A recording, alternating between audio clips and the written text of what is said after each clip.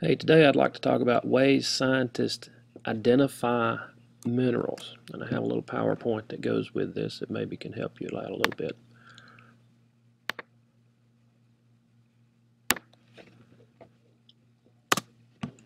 One way scientists identify minerals is with color. Now, you'd think color wouldn't be such a hard thing to identify in a mineral. I mean, if it looks purple, it looks purple. But there are several things that can alter a mineral's color. You can have tiny amounts of other elements inside the mineral that may make a brown mineral look purple. It may have contact with air or with water that may make a brown mineral look purple. And you just might actually have some defects in the crystals which might affect color as well. So how do you find a mineral's true color? Well, you have one of these. This is called a streak plate, and it's actually just a white porcelain plate. And what you do, you scrape the mineral across the white porcelain plate, and the true color will show up. And if you can see on this picture, you have brown, which is showing up, but the rock is kind of a greenish brown. The mineral is kind of greenish brown, so that shows the true color. And that's one way scientists identify minerals. Another way they identify minerals is something called luster. If you look at the pictures we have here, the silver is really shiny, and scientists would call that a metallic. And you can see I got another mineral down below called anatase, which is, well, it's not shiny at all. So you can see that scientists categorize that one as non-metallic. So luster can be broken down into metallic minerals and non-metallic minerals. Another way scientists categorize minerals is how it breaks. If a mineral has, well, the two terms that go with this are cleavage and fracture. If a mineral has cleavage, it will break along flat surfaces, kind of like tiny little rectangles and tiny little squares. But if it does not have that, it would have fracture. If a mineral breaks and it has fracture, it just breaks into little jagged, irregular pieces. And that's another way scientists can categorize these minerals. Fourth way scientists can categorize minerals is with its density. Now, density is how heavy something is. You've probably heard this analogy before. You have a baseball and a tennis ball, and they're about the same size, but a baseball is considerably more heavier than a tennis ball because it has more density. Now, the example we can use with minerals is, for example, gold and pyrite look the same. They both have the same metallic luster, but gold is 4 times as dense, and that's one way it can be separated from pyrite.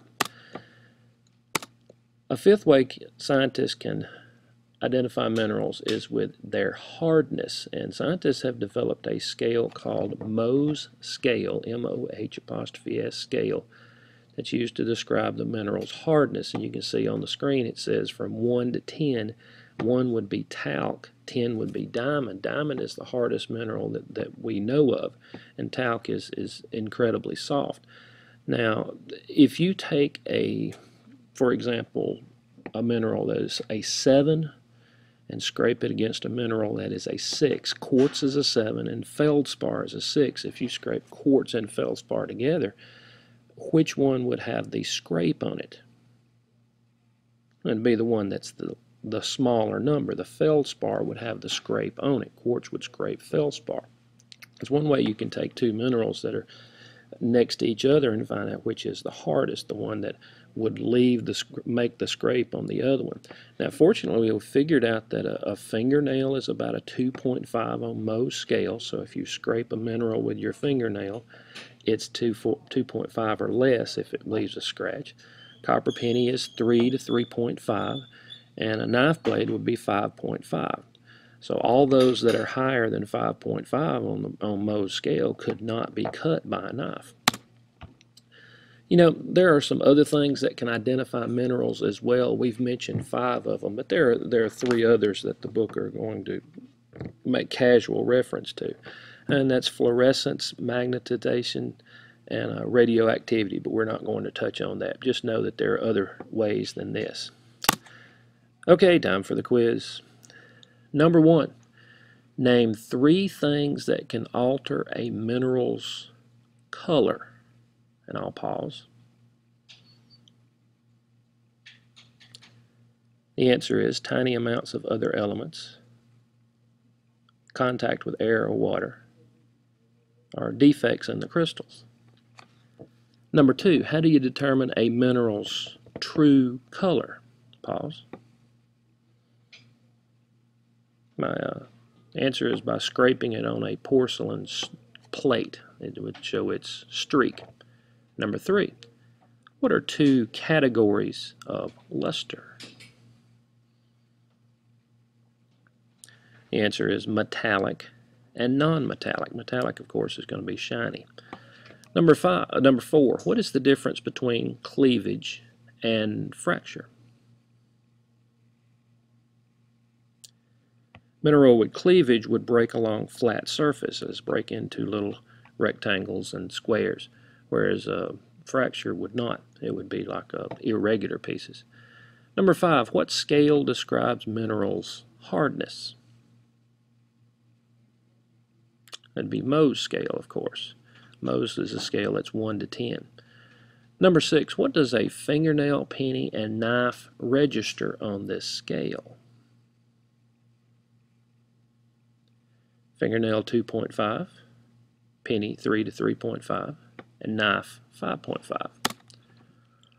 Question number 7. Name the 5 ways we've mentioned that scientists can identify a mineral. First one we mentioned is color, luster, then the way it breaks, its density, and its hardness. And number 8, name the 3 additional ways also mentioned. And they are their fluorescence, magnetization, and radioactivity. And that concludes our video. Hope you learned a lot.